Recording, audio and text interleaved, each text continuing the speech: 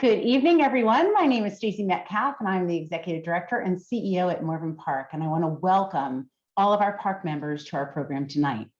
Our mission is to preserve and protect Morven Park by inviting current and future generations to explore history, embrace civic engagement, and celebrate the outdoors. It's important that you know that our members help make all of that happen by contributing to the maintenance of our grounds and museums, helping us continue the legacy of outstanding equestrian events, and enabling us to provide educational programming for free to local schools and students. As a big thank you, I invite you to sit back and enjoy this special Halloween behind the scenes member-only webinar. Tonight, Morven Park's Director of Preservation and History, Jana Shapagos, there she is, along with Anna Carneal, our collections manager, will discuss the symbols of death and mourning embedded in the Victorian art and culture. But before I hand over the program to Jana to start, I have a couple housekeeping items to share. We will have a Q&A session after this presentation. Therefore, if you'd like me to ask a question on your behalf, please type your question in the Q&A box, not the chat box.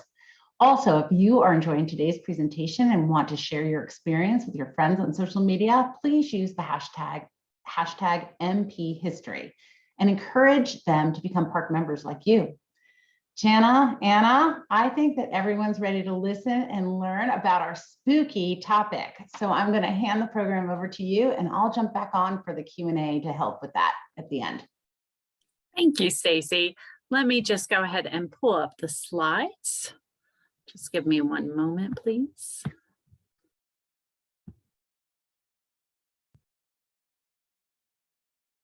Oh, it's going a little slow. One moment. There we go. Okay, good evening, everyone. As Stacey said, my name is Jana Shapagos, and I'm the Director of Preservation and History here at Morven Park. Welcome to the Art of Death presentation. Tonight, I'm excited to share with you one of my favorite topics, funerary symbols, especially those found on gravestones. Now, of course, this is the time of year that gravestones, ghosts, and ghouls are popping up everywhere, including our suburban neighborhoods, as we prepare for Halloween and decorate our homes with all things spooky and scary. Gravestones are a cultural tradition that have been around for hundreds of years. Cemeteries are familiar parts of our communities, and the information featured on gravestones help us remember our loved ones and trace our family histories. Gravestones are part of our cultural heritage and are considered objects of material culture, meaning that they convey information about the culture that created them. The carvings on gravestones can tell us not just about the deceased, but also about their community, their beliefs, and their thoughts regarding their own deaths. By studying the symbols carved into gravestones and placing those symbols within a broader historic context, we can begin to understand how ideas around death have evolved. When we visit colonial era cemeteries here in Virginia and along the eastern seaboard, we're typically walking amongst the graves of individuals with cultural and religious ties to Europe and, most commonly, to England. Of course, we know there are many different people representing a wide array of religious and cultural backgrounds within Virginia during the colonial period. But for tonight's presentation, we will be focusing on the most common funerary symbols that arrived with the English colonists. We are going to start with one of the gravestone symbols that we often find in our Halloween decorations today, the death's head. It's also what I've got on my shirt tonight. The death's head symbol is recognizable by its grinning skull. The skull may be set upon a pair of crossed femur bones, as we see on these carvings, or it may have a set of wings on either side. It's a frightening symbol designed to remind us of death and of the rotting corpse that lies beneath the stone. The death's head is a memento mori. We're going to be using that word a lot tonight. Symbol. Memento mori means remember your death. Now, death head symbols are found on graves throughout New England and are often attributed to the Puritans. But we can find death's heads on 17th century graves here in Virginia as well. And while the symbol was popular amongst the Puritans, the death's head is the result of a much older grave memorial tradition. These two stones are from Stafford County and from Williamsburg. Now, going way back in time for this. Around the late 12th and early 13th century, you have the development of the effigy tombs in England and throughout Western Europe. Prior to this time, the wealthy would be buried in the local church or cathedral with their names and dates carved on a stone slab set into the floor. Worshippers would then be able to include the deceased in their prayers in the hopes of shortening the soul's time in purgatory. The effigy tomb, a much more dominant monument within the cathedral, served the purpose of attracting attention and soliciting the prayers of the living on behalf of the deceased soul. Such a monumental tomb could attract the prayers of the faithful for generations. These effigies depict a life-size image of the deceased in the prime of their life, regardless of their age at death. The individuals are carved lying on their backs, facing up. They're in a calm, restful pose, with hands folded in prayer, eyes either open, gazing upwards, or closed, and their faces are calm. Their clothing, the decoration of the tomb, and objects in their hands or at their feet convey information about their status and their high degrees of piety. These are elite funeral monuments, afforded only by the wealthy and the powerful. Not only are they designed to ask the living for intercession on behalf of the deceased soul, but they're also designed to convey information about the individual's wealth and role in their society, understandable to both those who could and could not read. Then, in the 15th century, we see a fascinating shift in these monumental tombs with the appearance of the cadaver tombs, also known as transy tombs. These carved figures show the body in a state of severe decomposition. The burial shroud is pulled back, the face, limbs, and torso are skeletal. The figure is writhing, not calmly resting. Other symbols of decay and rot, such as snakes, frogs, and rats, peek out from the bones of the corpse. Early versions of the transy tomb show a typical restful effigy on the slab on top, and then the decaying corpse is carved into the lower level, as if showing what's happening within the tomb under the effigy. So why this sudden gruesome change in funerary monuments among the rich? The plague. The bubonic plague, or the Black Death as it is known, tore through Europe in the 14th century, first arriving in England in the year of 1348. It raged through Europe, the Middle East, and Asia, killing over half of the population. Entire villages were wiped out. The plague and the tremendous loss of population had enormous impacts on Europe and English society. In 1361, the plague returned to England, killing off an additional 20% of the population. The event was devastating and traumatic for those who survived. Contemporary accounts record fears that the world is ending, that the day of judgment has arrived. In urban areas, there were not enough people to bury the dead, who were often left rotting where they fell. In rural communities, the high death toll meant no one was left to bury the dead. Society fell apart.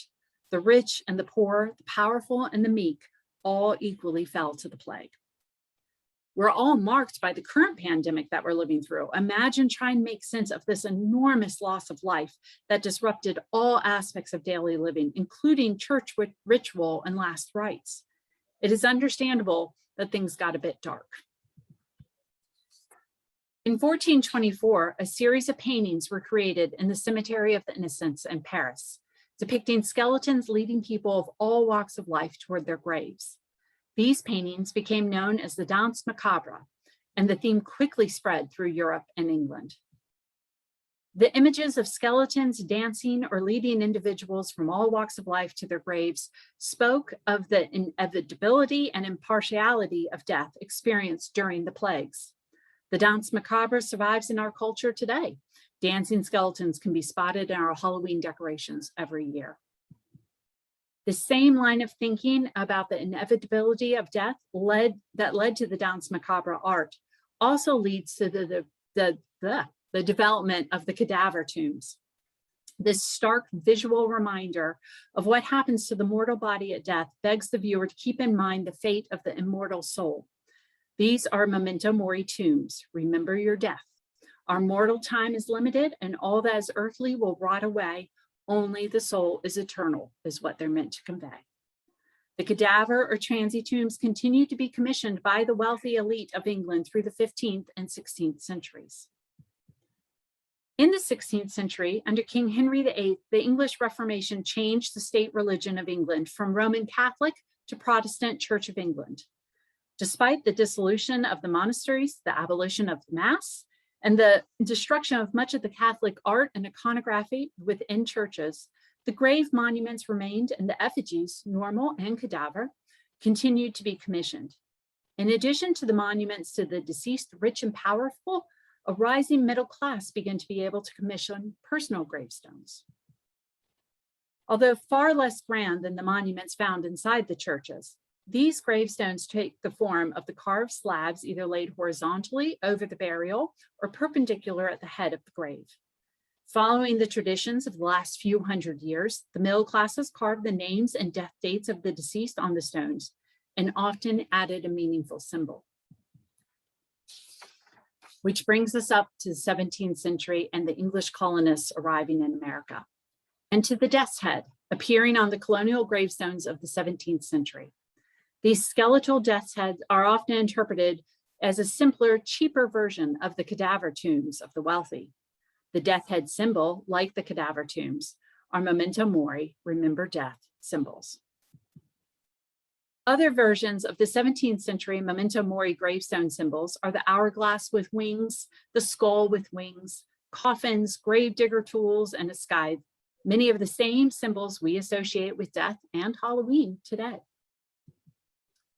By the mid-18th century, if not a bit earlier, we're seeing a memento mori, remember death verse on many gravestones that may well be known to you. It goes something like what we see on this stone here. Remember me as you pass by. As you are now, so once was I.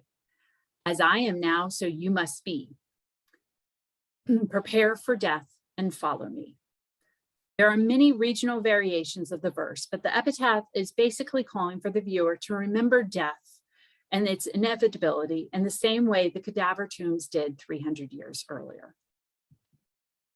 Over the course of the second half of the 18th century, the winged death's head gradually evolves to the cherub's face flanked by wings. This corresponds with the change in society's view of death from a focus on the inevitability of death and decay to the hope of eternal life. Now, to lead us out of these nightmarish images and into a more romanticized 19th century version of death, I'll turn it over to Anna. Great, thank you, Jana. Let's see.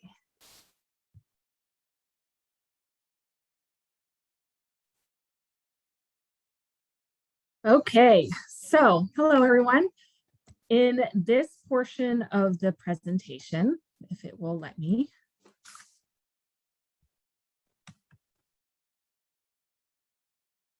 there we go. I'm going to highlight not only gravestones like Jana, but two pieces within the Morven Park collection that exemplify the attitudes surrounding death and dying during the middle part of the 19th century, also known as the Victorian period. Now, Jana went through hundreds of years. I'm only focusing on the 19th century because Victorians really loved their death. So let's do a little background and why certain attitudes surrounding death shifted from what came before. As we saw in Jana's portion, religion had a huge impact on how death was perceived. Once you get into the 19th century, Protestants in America put greater emphasis on everlasting peace and salvation. Ministers from different denominations would preach fiery, emotional sermons that stressed the direct relationship with Christ and one's duty to repent personal sin and reform society. By living a life dedicated to moral goodness and the will of God, the event of death was not to be feared, but rather celebrated. This plays directly into the concept of the good death. The good death, quote unquote, represented an ideal experience for someone that is prepared to die. Family was central to the rituals of the good death. Members would gather around the deathbed to bear witness and assess the state of the dying person's soul. This observation would help determine whether they would have a chance of reunion with the deceased in heaven. This is very important. It was also thought that the dying would be able to impart a particular kind of wisdom that only comes at the end of one's life, or perhaps offer apologies for wrongdoings or forgiveness to others. This practice reached popular literature through works like Harriet Beecher Stowe's Uncle Tom's Cabin or Louisa May Alcott's Little Women. Overall, both within the church and in popular culture, death was highly romanticized. Women's mourning dresses became more intricate. Hair of the deceased was woven into trinkets. This is kind of a carryover of the memento mori. They carry this around, remember you must die. Funerals and viewings became more elaborate, and you have romanticized imagery etched on grave markers to communicate specific information to the onlooker about the deceased. Victorians loved their symbols. So last week, Jan and I walked through 3 separate cemeteries located in Leesburg. 2 are churchyards, the oldest being the 18th century United Methodist Cemetery located in the middle of town, and the old St. James Episcopal Churchyard, which is located by the courthouse off of Church Street. Union Cemetery, pictured here, was established in 1850 and is considered a garden cemetery. The following headstone examples all come from these 3 places. So let's start with the willow. This image was found in all 3 cemeteries. The willow symbolized mourning and earthly sorrow. In the bottom left photograph, you can see that the willow is coupled with the etching of an obelisk, which symbolizes eternal life or heaven. Flowers were a favorite among Victorians to send not so secret messages to each other. The rose, for example, indicated love, beauty, virtue, or a youthful death, if you have a rosebud like the one you see here. Now, Mrs. Boland's was 33 years old, so not too young, but you can see that the rosebud is slightly open, so she has some maturity to her. On this tombstone, not only do you have a rose depicted, but also a lily. Lilies have various meanings, but on grave markers, it usually meant resurrection, innocence, and purity.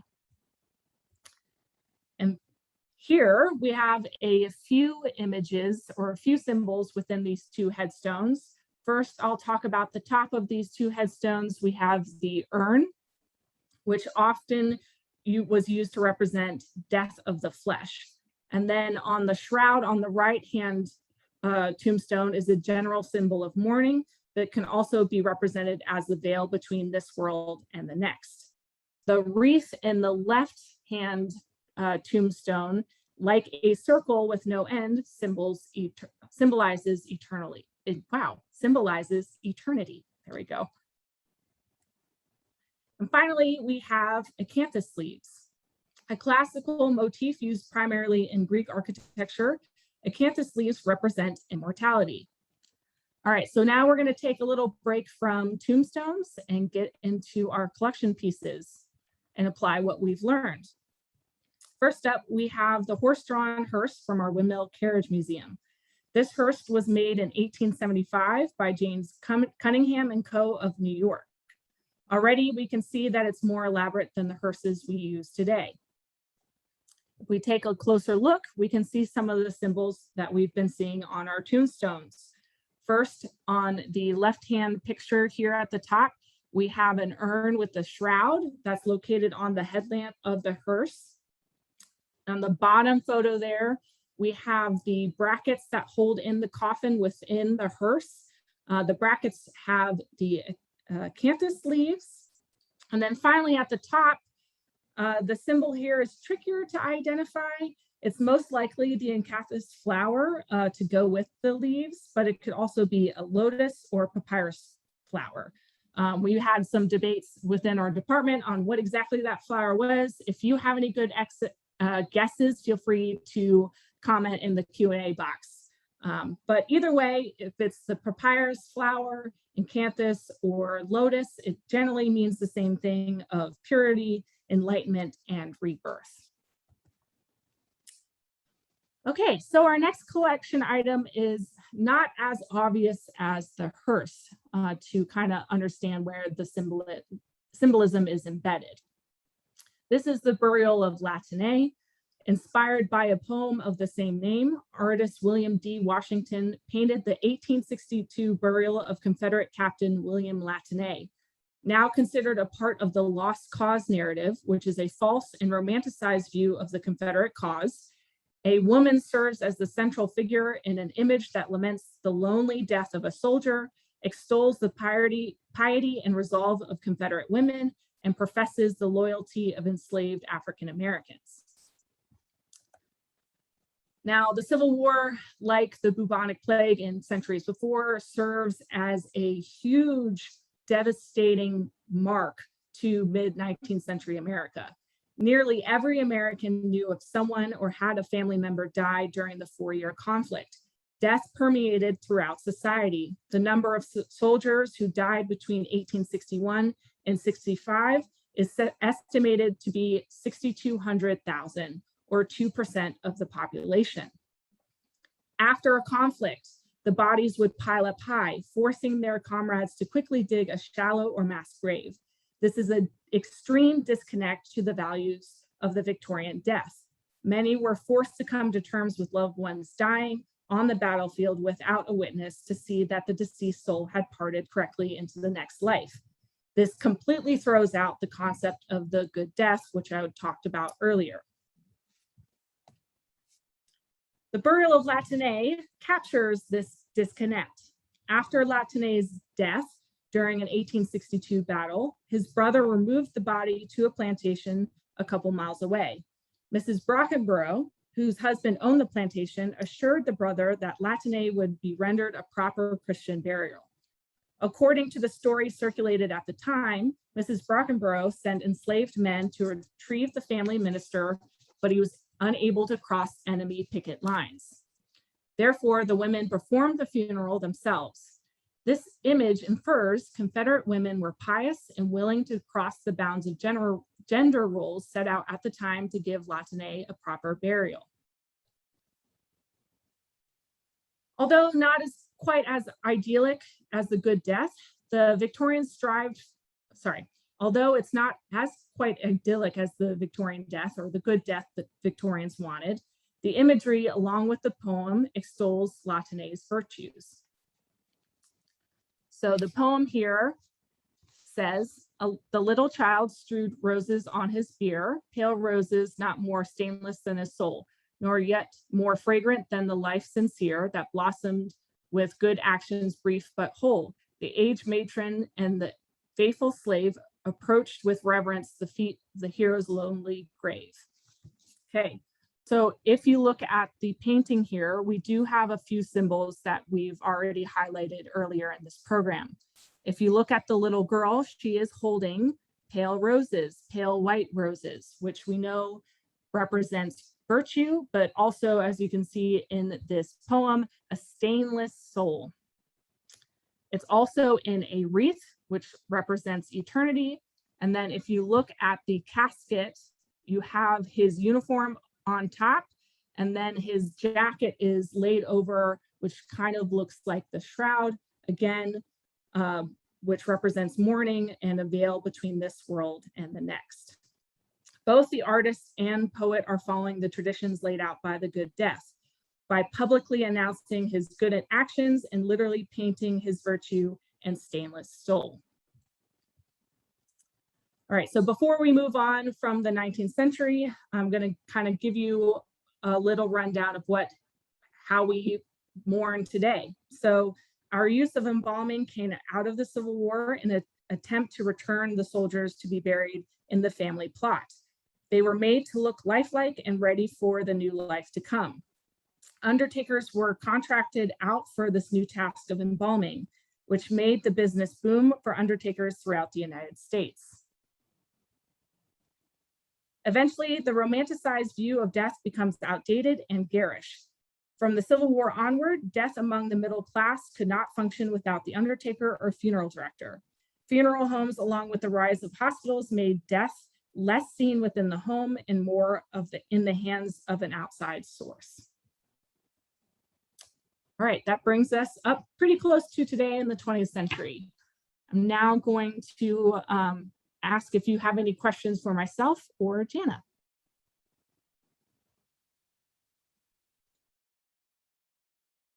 Thank you, Jana, and thank you, Anna. And just as a reminder, everybody, if you have questions, please put them in the Q&A box, not the chat box, because I'll be reading the questions for them. Our first question that we have is, Do you know of any descendants that lived at Morven Park who are buried on the property? So yes, we have three. The Davises, Westmoreland and Marguerite, both are buried in the gardens, along with Westmoreland's mother, Annie Davis. And it's in a memorial, or sorry, what's the word, Jana? I can't. Mausoleum. Mausoleum, there we go. It's in a mausoleum within the gardens. Okay, as a follow-on question, ironically, somebody knows the term mausoleum because they said, can you tell me about mausoleums and when did they start to become popular? So I'd have to double check myself, but from the top of my head, what I can recall is that mausoleums become kind of that large structure for the middle class that start to evolve in the 17th century once it's moved out of the church. And then of course, they're really popular in areas that have a lot of flooding. So they have a practical purpose too. Gotcha. Okay, we have another question. I saw on the web that there are ghosts in the mansion behind me.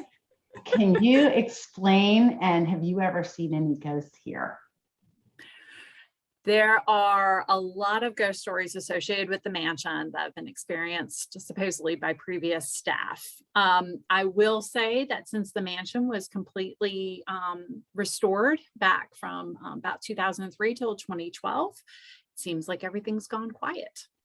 Yes, I, as the collections manager, am in the mansion a lot of the time that I'm here, and I can positively say within my 6 years that I've never had a ghost come up to me, which I'm bummed, but yeah, so no ghosts. Maybe because they're all happy because the restoration was put it back all to settled. perfection in their book. Exactly. That's what we like to think. All right, I'm going with that. Not a historian or anthropologist, but it would seem that a lot of these traditions have no place today because we don't handle our dead, the actual cadavers. What do you think pushed the art of death practices out of vogue?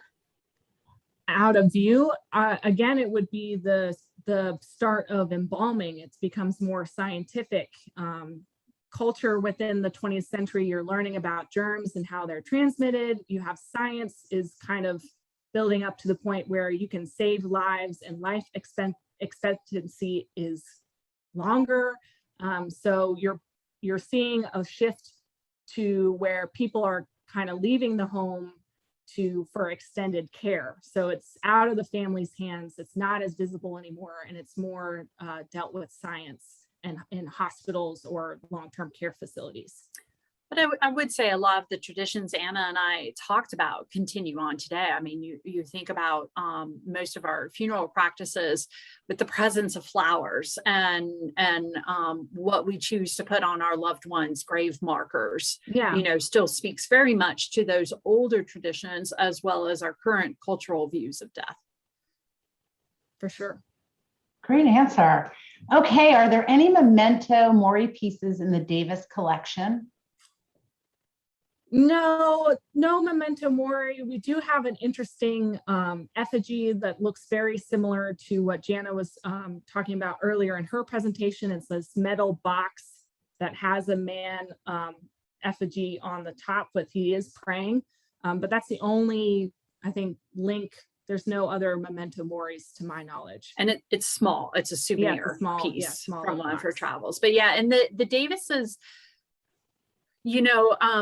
I wonder if Annie would have had something when her husband and children passed in 1860, because that would have been the right time for some of those memento mori pieces to be created. If she did have something, it hasn't been passed down within the collection. But for Westmoreland and Marguerite, they're kind of moving out of that period into the 20th century. Right, because this is the follow-on question. Did Marguerite have any Davis mementos? From her husband? Yeah. I'm assuming. The house. The house and land.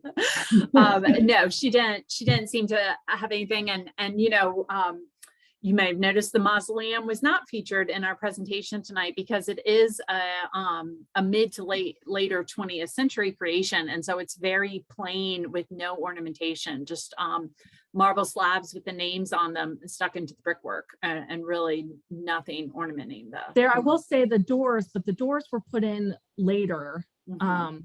But the doors do have wreaths on them. But again, that was put in the 1960s. Yeah, that was a foundation addition. All right, well, following up on the mausoleum question, was it common for the mother to be buried with a son/child? Why are there no other Davis Inmans in the mausoleum? So I'm not sure why Annie was brought to be laid to rest next to her son. She did die before him. Of course, Westmoreland's father and older siblings were buried back in 1860 down in Mississippi. So it would have been quite an endeavor to relocate their remains to Morven Park. I think Marguerite must have made that decision as a way to honor Annie and her relationship with her son. So it's not usual, except for, if a mother and child die during childbirth, they'll often be interred together. But no, it's kind of interesting. And I think it's just because from when he was not quite 1 year old on, it was him and his mom. Yeah. Yep, that makes sense.